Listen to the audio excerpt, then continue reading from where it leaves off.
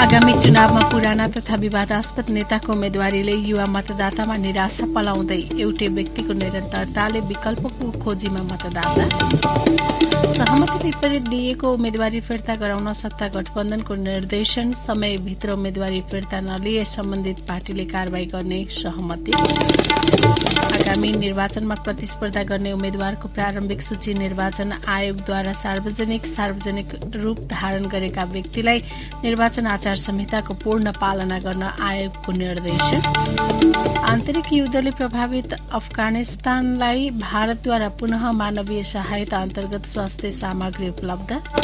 र 9औं राष्ट्रिय खेलकुद अन्तर्गत महिला क्रिकेट प्रतियोगितामा विभागीय टोली नेपाल एपीएफ क्लबको विजयी शुरूआत। नमस्कार, कान्तिपुर डायरीका साथमा तुलसी र इन्द्रलक्ष्मी। समाचार अब विस्तारमा। सुरुमा कान्तिपुर सविस्तार। कान्तिपुर सविस्तार। आगामी मक्सिर 4 गते हुने चुनावमा पुराना तथा विवादास्पद नेताको उम्मेद्वारीले युवा मतदातामा निराशा पलाएको छ। परिवर्तनका सम्भाग मानिने युवालाई उम्मेद्वारी नदिएर एउटै व्यक्तिको निरन्तरताले उनीहरूको विकल्पको खोजीमा मतदाता देखिएका छन्। प्रतिनिधि सभाको 28 र प्रदेश सभाको 56 निर्वाचन क्षेत्र रहेको प्रदेश 1 मा प्रमुख दलहरूले आफ्ना नजिककालाई उम्मेद्वार बनाएको भन्दै युवा मतदाता निराश छन्। पटक पटक निर्वाचित नेताहरूमध्ये अधिकांश पुनः उम्मेद्वार बन्दा युवा मतदाताहरू भने आफ्नो भावना बुझ्ने उम्मेद्वारको खोजीमा छन्। विराटनगरका एलिसा दाहाल र दिवाकर प्रसाद अर्जेल भन्छन्, बार एउटै मान्छेहरू नै चुनावमा जितिरहेका हुन्छन्। उनीहरूले आफ्नो स्वार्थको लागि हो, अलिकति भए पनि सम्भावना भएको भए पनि केही परिवर्तन हुन सक्थ्यो होला। युवाहरू बेरोजगार भएर विदेश गइराख्नुपर्छ। यो पुराना शैलीका नेताहरूबाट केही हुने वाला छ जस्तो लाग्दैन मलाई। न शिक्षा छ न केही छ उनीहरूसँग। अनपढले के गर्छ। प्रदेश 1 कै पाँचथर फिदिम नगरपालिका 2 का लक्ष्मी प्रसाद ढुङ्गाना आगामी निर्वाचनबाट विजयी हुने उम्मेद्वारले कानून निर्माणसँगै शिक्षा, स्वास्थ्य, रोजगारी र जनजीविकाको सवालमा केन्द्रित हुनुपर्ने धारणा राख्छन्। युवाको बढ्दो विदेश पलायन समेत नियन्त्रण गर्नुपर्ने उनी बताउँछन्। योभन्दा पहिलो कार्यकालमा जुन जनता र मुलुकको समृद्धिको लागि जनताको अपेक्षा थियो त्यो अनुसार काम गर्न सकिएन भन्ने आत्मसमीक्षा सहित विकास निर्माण र समग्र मुलुकको समृद्धिका एजेन्डा नै प्रमुखताका साथ उठ्नुपर्छ भन्ने मलाई लाग्छ। मुलुक र जनताको हितका लागि काम गर्ने पेशा राजनीतिलाई नेताहरूले कमाउ धन्दा बनाएको फिदिम नगरपालिका 1 की तारा भण्डारीको बुझाइ छ। म जागिर खान गएको होइन, म जनताको सेवा गर्छु, भ्रष्टाचार गर्दिन, सबैलाई समान देख्छु भनेर गर्नु पर्यो। फिदिम नगरपालिका 4 का प्रयागराज सुवेदी जुनसुकै दलका उम्मेद्वार भए पनि चुनाव जितेपछि कार्यकर्ता पोस्ने कार्यक्रममा मात्र केन्द्रित हुने गरेकाले यो चुनावबाट पनि उत्साही छैनन्। जनताको चाहना के छ र कहाँ कुन कुराको आवश्यकता छ त्यो कुरालाई पहिचान गरेर उम्मेद्वारले सबैका हितका लागि काम गर्ने खालको स्वच्छ राम्रो खालको हुनु पर्यो, त्यसले भ्रष्टाचार नगर्ने हुनु पर्यो। पटक पटक आन्दोलन र व्यवस्था परिवर्तनले पनि आम नागरिकको जीवनस्तरमा तात्विक परिवर्तन आउन नसकेको मध्य प्रदेशका युवाको अनुभव छ। परिपक्व उमेरका नेताहरू नै एक अर्कामा आरोप प्रत्यारोपमा उत्रिँदै नैतिकताहीन कार्यमा लाग्दा उनीहरूबाट निराश बनेको मधेसका युवाहरू बताउँछन्। पटक पटक सत्ता आरोहण गरे पनि मुलुकलाई अग्रगमनको बाटोमा डोर्याउन असफल पाका नेताहरूले नेतृत्व हस्तान्तरण गर्नुपर्ने जनकपुरका युवा अभियन्ता प्रदीप दत्त र नेहा झा बताउँछन्। उनीहरूले के गरेका छन्, आफ्नो एउटा ध्रुव बनाएको छन् र त्यही सत्ता भोग्ने जुन मानसिकताका बढी मान्छे जुन 50+ या 60+ भनौँ त्यही मान्छेहरूको रिप्रेजेन्टेसन हुन्छ। किनभने त्यो मान्छे 60+ को मान्छे कहिले पनि चाहँदैन कि त्यो 50 भन्दा तलको मान्छेको एउटा फ्रेमवर्क बनाऊ र त्यो रिप्रेजेन्टेसनमा जाओस्। त्यो फ्रेमवर्कै बनाएको छैन। नयाँ नेतृत्व चुनिँदा चाहिँ युवाहरू नै आओस्, जसरी कि उनीहरूको नयाँ सोच र प्रविधिको कारणले चाहिँ देश विकासमा ठोस पुगोस्। राजनीतिक दलले पुरानै पुस्ताका नेताहरूलाई टिकट दिँदा गण्डकी प्रदेशको लमजुङका युवा पुस्तामा पनि निराशा छाएको छ। पुराना नेताले पुरानै तरिकाले कुरा मात्रै गर्ने भएकाले परिवर्तनका लागि नयाँ पुस्तामा राजनीतिक हस्तान्तरण हुनु पर्थ्यो भन्नेमा उनीहरू प्रष्ट छन्। लमजुङको बेसी शहर नगरपालिका 7 का 24 वर्षीय शिव घिमिरे कतिपय युवाहरू आफूले गर्छु भन्ने आँट हुँदा हुँदै पनि पिल्सिएर बसेका छन्। उनीहरूलाई चाहिँ कि नेताको पुच्छरै हुन सक्नु पर्दो रहेछ कि चाहिँ अब आफू स्वतन्त्र ढङ्गबाट उठ्न पर्दो रहेछ। यसरी पिछडिएको ठाउँबाट पनि उठाउने, दलितलाई उठाउने, जनजातिले उठाउने, सबैले समेटेर उठायो भने चाहिँ राम्रो हुन्छ। तर अहिलेको जेनेरेसनमा हेर्दा चाहिँ पुरानै दलले खाओस् आओस् पुरानोले गरोस् भन्ने मात्र मान्यता छ। पुरानै अनुहारलाई दोहोर्याएर उम्मेद्वार बनाउँदा पार्टीको नीति समेत परिवर्तन नहुने लुम्बिनी प्रदेशका युवाको बुझाइ छ। युवालाई अवसर दिन कन्जुसाइ गरेका आधारमा पार्टीहरूको राजनीतिक दृष्टिकोण कमजोर रहेको आकलन गर्न सकिने रूपन्देहीकी कविता पन्थीको बुझाइ छ। अलिकति पढे लेखेको राम्रो दृष्टिकोण भएको नयाँ नयाँ कुराहरूलाई इनोभेट गर्न खोज्ने खालको त्यस्तो खालको युवा आउनु पर्ने थियो। तर के भयो भन्दा पार्टी राजनीतिमा चाहिँ पुरानै मान्छेहरूका अनुहार देखिए, नयाँ देखिएनन्। यसले गर्दाखेरि पार्टी भित्रको संयन्त्रमा त्यति खालको दूरदर्शी दृष्टिकोण नरहेको जस्तो लाग्यो। युवालाई पाखा लगाएका कारण प्रमुख दलको विकल्प खोज्ने धारणा नयाँ मतदाताको छ। रूपन्देहीका सुन्दर बस्ताकोटी र कर्णाली प्रदेशको सुर्खेतका सुवर्ण थापा भन्छन्, पुराना जुन युवाहरू थिए ती चाहिँ अहिले चाहिँ धेरै उमेरका भइसकेका छन् र तिनीहरूले पहिला आफूले जसरी सोचे त्यही सोचाइमा उनीहरू चलिरहेको कारणले गर्दा चाहिँ त्यो अनुसार चाहिँ देशको विकास पनि हुन नसक्ने र उनीहरू चाहिँ अब गठबन्धन भन्ने कोही चाहिँ केमा लाग्ने गर्नले चाहिँ स्वतन्त्र रूपमा चाहिँ युवाहरू चाहिँ आउन खोजिरहेका छन्। नयाँ अनुहार देख्न पाए पो नयाँ कुराको अपेक्षा गर्नु स्वाभाविक हुन्छ। पटक पटक परीक्षण भइसकेका नेताहरूलाई यसपटकको चुनावमा हामी आम युवा मतदाताहरूले रोक्न सक्नुपर्छ। नेपालको आर्थिक अवस्था हेर्ने हो भने दिन प्रतिदिन खस्किँदैछ, सुरक्षा खस्किँदैछ, स्वास्थ्य खस्किँदैछ, शिक्षा खस्किँदैछ। अब आम मतदाताहरूले चाहिँ सोच्ने बेला आएको छ है। नेपालको संविधानले 16 देखि 40 वर्ष उमेर समूहलाई युवा मानेको छ। केन्द्रीय तथ्याङ्क विभागका अनुसार सो उमेर समूहका युवा करिब 1 करोड 17 लाख छन्। कुल जनसंख्याको 42% ओगट्ने समूहको मर्मलाई व्यवस्था गर्दा परिणाम दलहरूलाई भारी पर्न सक्ने जोखिम रहेको मनोविदहरूको बुझाइ छ। मनोविद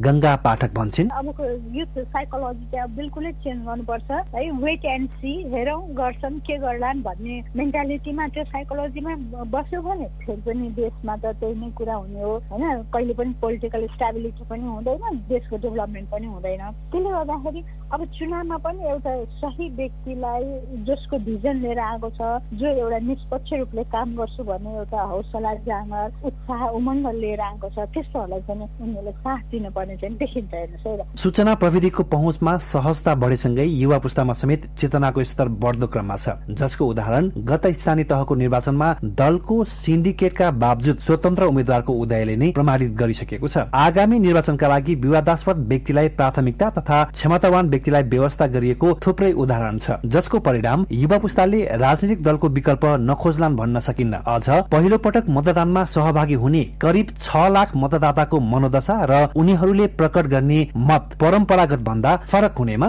कुनै शंका छैन। रेडियो कान्तिपुरका लागि सम्बन्धित जिल्लाका सहकर्मीहरूको सहयोगमा रमेश दुलाल। कान्तिपुर सविस्तार।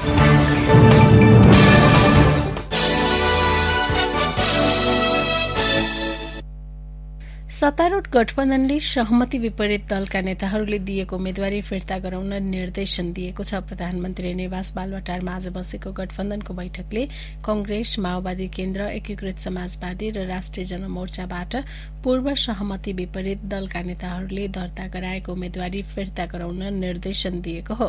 प्रधानमन्त्री तथा कंग्रेस सभापति शेरबहादुर देउबा, माओवादी केन्द्रका अध्यक्ष पुष्पकमल दाहाल, एकीकृत समाजवादीका अध्यक्ष माधव कुमार नेपाल र राष्ट्रिय जनमोर्चाका अध्यक्ष चित्रबहादुर केसीले विज्ञप्ति मार्फत आफ्नो पार्टीका गठबन्धनमा भएको सीट बाँडफाँड विपरीत उम्मेद्वारी दिने नेताहरूलाई फिर्ता हुने निर्देशन दिएको हो। समयभित्र उम्मेद्वारी फिर्ता नलिए सम्बन्धित पार्टीले कारवाही गर्ने सहमति समेत भएको छ। यसैबीच कंग्रेसले आसन्न प्रतिनिधि र प्रदेशसभा निर्वाचनमा पार्टीको निर्णय विपरीत बागी उम्मेद्वारी दिएका उम्मेद्वार, प्रस्तावक र समर्थकलाई पार्टीबाट निष्कासन गर्ने भएको छ। आज एक विज्ञप्ति जारी गर्दै भोलि बिहान 10 बजेदेखि 1 बजेसम्म उम्मेद्वारी फिर्ता नलिए कारवाही गर्ने चेतावनी दिएको हो। कंग्रेस उम्मेद्वारी फिर्ता लिएर गठबन्धनका नेतालाई विजयी गराउन अपील समेत गरेको छ।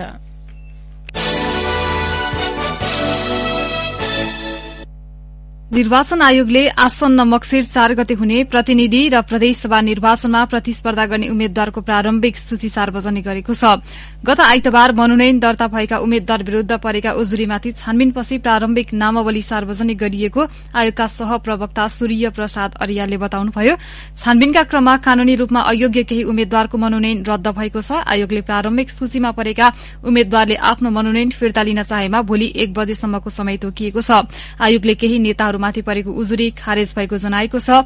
आयोगले कांग्रेस सभापति एवं प्रधानमन्त्री शेरबहादुर देउवा, कांग्रेस नेता विजय कुमार गक्षदा, नागरिक उन्मुक्ति पार्टीका नेता रेशम चौधरी लगायतको उजुरी खारेज भएको जनाएको छ। यसैबीच सरकारवादी फौजदारी बैंकिङ कसुरमा उच्च अदालत सुर्खेतबाट दोषी ठहर भई सजाय पाएका कांग्रेस प्रदेशसभा क्षेत्र नम्बर 2 रुकुम पश्चिमका उम्मेद्वार प्रेम प्रकाश ओलीको उम्मेद्वारी खारेज भएको छ। त्यस्तै नागरिक उन्मुक्ति पार्टीबाट कैलाली क्षेत्र नम्बर 5 का प्रतिनिधि सभाका उम्मेद्वार लक्ष्मण थारूको उम्मेद्वारी खारेज भएको छ। मुख्य निर्वाचन अधिकृतको कार्यालय कैलालीले 2072 को टीकापुर घटनामा अदालतबाट दोषी ठहर भएका थारूको उम्मेद्वारी खारेज भएको जनाएको हो। त्यस्तै प्रतिनिधि सभा बर्दिया निर्वाचन क्षेत्र नम्बर 1 बाट उम्मेद्वारी दर्ता गराएका कांग्रेसका अरूण प्रकाश सिंह राठौरको उम्मेद्वारी खारेज भएको छ। आयोगले राठौरको मनोनयन पत्र दाखिला गर्ने बेलामा कार्यविधि नपुगेको भन्दै उम्मेद्वारी खारेज गरेको हो। निर्वाचन आयोगले सरकारी कर्मचारी, विश्वविद्यालयका प्राध्यापक र शिक्षकहरूले निर्वाचन आचार संहिता पूर्ण रूपमा पालना नगरेको भन्दै ध्यानाकर्षण भएको जनाएको छ। पछिल्लो समय उम्मेद्वारहरूसँग फोटो खिच्ने, सामाजिक सञ्जालमा पोस्ट गर्ने, शेयर गर्ने र चुनावी सभामा सहभागी हुने क्रम बढ़ेको भन्दै आयोगले आचार संहिताको पूर्ण रूपमा पालना गर्न निर्देशन दिएको आयोगका प्रवक्ता शालिग्राम शर्मा पौड्यालले बताउनुभयो। आयोगले जारी गरेको विज्ञप्तिमा भनिएको छ, आचार संहिताको प्रतिकूल हुने गरी कतिपय सरकारी कर्मचारी तथा सार्वजनिक संस्थामा कार्यरत कर्मचारी र विद्यालय, महाविद्यालय, विश्वविद्यालय तथा सोमा सम्बद्ध कर्मचारी, प्राध्यापक तथा शिक्षकहरू राजनैतिक दल र उम्मेद्वारका पक्ष वा विपक्षमा प्रचार प्रसारमा संलग्न भएको पाइएको छ। आयोगको त्यसप्रति गम्भीर ध्यानाकर्षण छ। आयोगले त्यस्ता घटनाहरूको अनुगमन जारी राखेकाले आवश्यक कार्यवाही प्रारम्भ गरिएको प्रवक्ता पौड्यालले बताउनुभयो। कान्तिपुर डायरीमा अब ब्रेकको पालो। ब्रेकपछि अब बाँकी प्रसंग। प्रतिनिधि सभातर्फ 110 र प्रदेश सभातर्फ 220 सीटका लागि हाल दलले बुझाएको बन्द सूचीमा दावी उजुरी जारी छ। गत असोज 23 गतेबाट शुरू भएको सो कार्यक्रम यही 29 गतेसम्म जारी रहनेछ। देशका सबै वर्ग, जात जातिहरूलाई राज्य संरचनाको सबै तहमा सहभागी बनाउने उद्देश्य सहित 2064 सालको संविधान सभा चुनावमा पहिलो पटक प्रयोग गरिएको सो निर्वाचन प्रणालीमा उम्मेद्वार निर्वाचित हुने प्रक्रिया सर्वत्र चासोको विषय बनेको छ। प्रतिनिधि सभामा 110 सीट र प्रदेश सभामा 220 सदस्य समानुपातिक तर्फबाट उम्मेद्वार चयनका लागि दलहरूले गत असोज 2 र 3 गते उम्मेद्वारी दर्ता गराइसकेका छन्। आयोगको निर्वाचन तालिका अनुसार दलहरूले बन्द सूची पेश गरिसकेका छन्। दलहरूले पेश गरेको पहिलो चरणको बन्द सूची निर्वाचन आयोगले सार्वजनिक पनि गरिसकेको छ। अहिले दोस्रो चरण अन्तर्गत दलहरूले पेश गरेको नामावली विरूद्ध दावी उजुरी पेश गर्ने कार्यक्रम जारी छ। सो कार्यक्रम यही 29 गतेसम्म चल्नेछ। सो समय अवधिमा केही नामावलीमा दावी उजुरी परेको खण्डमा त्यसलाई सच्याएर आयोगले पुनः कार्तिक 8 गते अर्को सूची प्रकाशन गर्नेछ भने कार्तिक 9 गते आयोगले अन्तिम बन्द सूची सार्वजनिक गर्नेछ। यस्तै मक्सिर 4 गते हुने निर्वाचनबाट मत परिणाम सार्वजनिक भएपछि दलहरूले प्राप्त गर्ने मतका आधारमा आयोगले कुन दलले कति सीट पाउने हो त्यो निर्धारण गर्नेछ। त्यसपछि दलहरूले बन्द सूचीमा परेका समावेशी चरित्र सहितका उम्मेद्वारलाई सिफारिश गरेर पठाउनेछन्। त्यसपछि संघीय संसदमा महिलाको प्रतिनिधित्व 33% र समावेशी समूहबाट प्रतिनिधित्व सुनिश्चित हुने गरी आयोगले सिफारिशमा परेका उम्मेद्वारलाई निर्वाचित घोषणा गर्नेछ।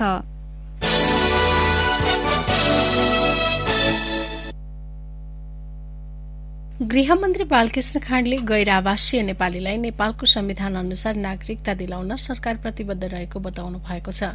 गैर आवासीय नेपाली संघ एनआरएनए दिवसका अवसरमा संघद्वारा आयोजित कार्यक्रममा उहाँले सरकारले नागरिकता सम्बन्धी विधेयक अघि बढ़ाई दुवै सदनबाट 2 पटक पारित हुँदा पनि राष्ट्रपतिबाट प्रमाणीकरण हुन नसकेको जानकारी दिनुभयो। मन्त्री खाँडले नागरिकता विधेयक सबै दलको सहमतिमा कुनै पनि नेपाली नागरिकता विहीन हुन नपरोस् र गैर आवासीय नेपालीले पनि संविधान अनुसार नागरिकता प्राप्त गरून् भन्ने उद्देश्यले ल्याएको स्पष्ट पार्नुभयो। कान्तिपुर डायरीमा अब संखुवा सभा डायरीको पालो। शङ्खसभा डायरीबाट दिपेन्द्र साक्यको नमस्कार। शङ्खसभाको चिचेला गाउँपालिका 1 देखि 5 नम्बर वडाभित्रका योजना उपभोक्ता समितिहरूलाई गाउँपालिकाले योजना सञ्चालन विधि सिकाएको छ। उपभोक्ता समितिहरूबाट सञ्चालन हुने योजनाहरू सञ्चालनको क्रममा आउने जटिलताको समाधान गर्ने उद्देश्यका साथ उपभोक्ता समितिलाई तालिम दिइएको हो। उपभोक्ता समितिहरूले सम्झौतादेखि निकासासम्मका प्रक्रियाहरू थाहा नहुने र पटक पटक पालिका धाउनुपर्ने समस्या हटाउन प्रत्येक वडाका उपभोक्तालाई तालिमको व्यवस्था गरिएको प्रमुख प्रशासकीय अधिकृत शुक्रादेवी राईले बताउनुभयो। शङ्खसभाको खाँदबारी नुम सड़क 1 महिनादेखि अवरुद्ध छ। निरन्तरको वर्षा र ठूला सवारी चापका कारण बिग्रिएको त्रिदेशीय उत्तर दक्षिण सड़क खण्ड अझै मर्मत भएको छैन। अरुण तेस्रो लगायत ठूला आयोजनाका मालवाहक सवारी साधनले बाटो बिगारेपछि सवारी आवाजावत हुनै नसक्ने गरी अवरुद्ध भएको हो। खाँदबारी नगरपालिकाका 7, 3 र 4 नम्बर वडा भित्र पर्ने सड़क बिग्रिएको छ। सड़क निर्माणको लागि ठेक्का लगाइसकिएको भए पनि 14 महिनामा 7% मात्रै काम भएको छ। प्रधानमन्त्री कृषि आधुनिकीकरण परियोजना अन्तर्गत शङ्खसभा अलैँची जोन सञ्चालक समिति गठन भएको छ। समितिको संयोजकमा पासाङ शेर्पा सर्वसम्मत चयन भएका छन्। शेर्पाको संयोजकत्वमा 9 सदस्यीय अलैँची जोन समिति गठन भएको हो। अलैँची जोन सञ्चालक समितिको कार्यकाल 2 वर्ष रहने प्रावधान छ। अलैँची जोन कार्यक्रम शङ्खसभा र भोजपुर जिल्लाको 2276 हेक्टरमा सञ्चालनमा छ।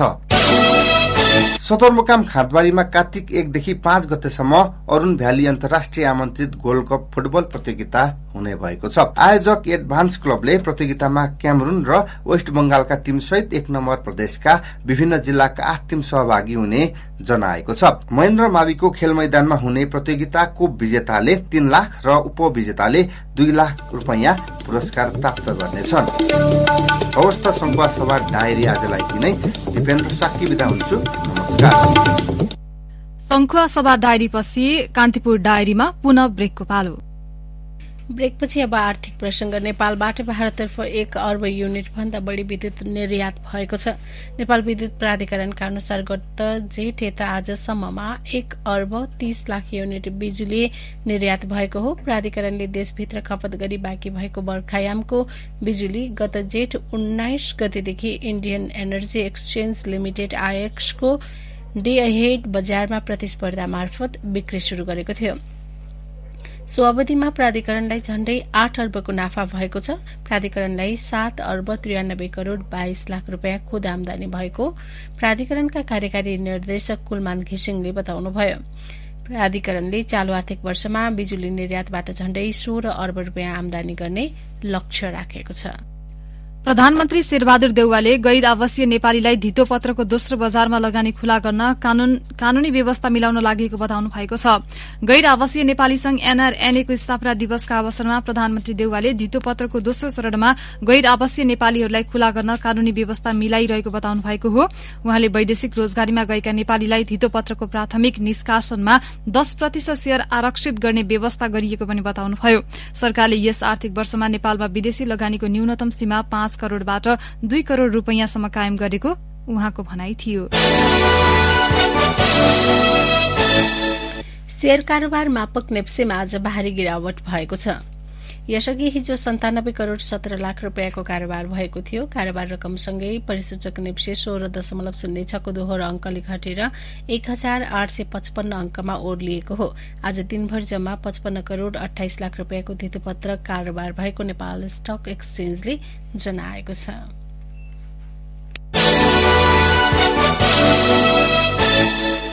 अब अन्तर्राष्ट्रिय प्रसंग। भारतले आन्तरिक युद्धले प्रभावित अफगानिस्तानलाई पुनः मानवीय सहायता अन्तर्गत स्वास्थ्य सामग्री उपलब्ध गराएको छ। हतियारको बलमा तालिबानले सत्ता कब्जा गरेको 1 वर्ष पार गरेको छ। भारतले तालिबान सरकारले अझैसम्म मान्यता दिएको छैन, तर मानवीय सहायताका नाममा औषधि तथा खाद्यान्न पटक पटक उपलब्ध गराउँदै आएको छ। विदेश मन्त्रालयका अनुसार 1 वर्षको अवधिमा 13औं पटक मानवीय सहायता अफगानिस्तान पठाइएको छ। काबुल स्थित इन्दिरा गान्धी बाल अस्पताललाई स्वास्थ्य सामग्री हस्तान्तरण गरिएको विदेश मन्त्रालयले जारी गरेको विज्ञप्तिमा उल्लेख छ। तालिबान सरकारलाई मान्यता नदिएका कारण भारतले अहिलेसम्म कुनै पनि सामग्री औपचारिक रूपमा सरकारका प्रतिनिधिलाई भने दिएको छैन। सामाजिक संघ संस्था र अस्पतालहरूलाई सिधै सामग्री हस्तान्तरण गर्दै आएको छ। भारतले कोविड विरूद्धको 5 लाख खोप सहित अहिलेसम्म 45 टन स्वास्थ्य सामग्री र 40,000 मेट्रिक टन गहुँ अफगानिस्तानका नागरिकका लागि सहयोग पठाइसकेको छ। अब खेल समाचार। 9औं राष्ट्रिय खेलकुद अन्तर्गत महिला क्रिकेट प्रतियोगितामा विभागीय टोली नेपाल एपीएफ क्लबले विजयी शुरूआत गरेको छ। बागमती प्रदेशलाई 4 विकेटले हराउँदै एपीएफले सुखद शुरूआत गरेको हो। 90 रनको सामान्य लक्ष्य पछ्याएको एपीएफले 19.1 ओभरमा 6 विकेटको क्षतिमा लक्ष्य पूरा गर्यो। एपीएफका रोमा थापाले सर्वाधिक 22 रन जोडिन्। यस्तै ममता चौधरीले 17 रन जोड्दा सीता राणा मगर र नेरी थापाले समान 16 रन जोडे। बागमतीका सोनी पाखरिन तथा सुमन खतिवड़ाले 2 विकेट हात पारे। अस्मिना कर्माचार्यले 1 विकेट लिइन्। आज भएको दोस्रो खेलमा गण्डकीलाई 6 विकेटले हराउँदै सुदूरपश्चिम प्रदेश विजयी भएको छ।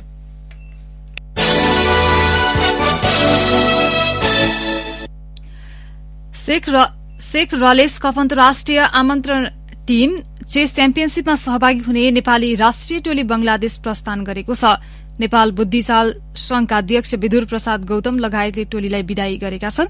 ढाकामा भोलिबाट शुरू हुने प्रतियोगितामा नेपालका तर्फबाट 5 खेलाड़ी तथा 1 आर्बिटर गरी 6 जनाको सहभागिता रहनेछ। हौस् त यिनै प्रसंगसँगै कान्तिपुर डायरीका आजका हाम्रा सम्पूर्ण बुलेटिन यही सकिएका छन्। भोलि बिहान नियमित बुलेटिनका साथमा उपस्थित हुनेछौं। तबसम्मलाई तुलसी र इन्द्रलक्ष्मी विदा हुन्छौं। नमस्कार, शुभरात्री।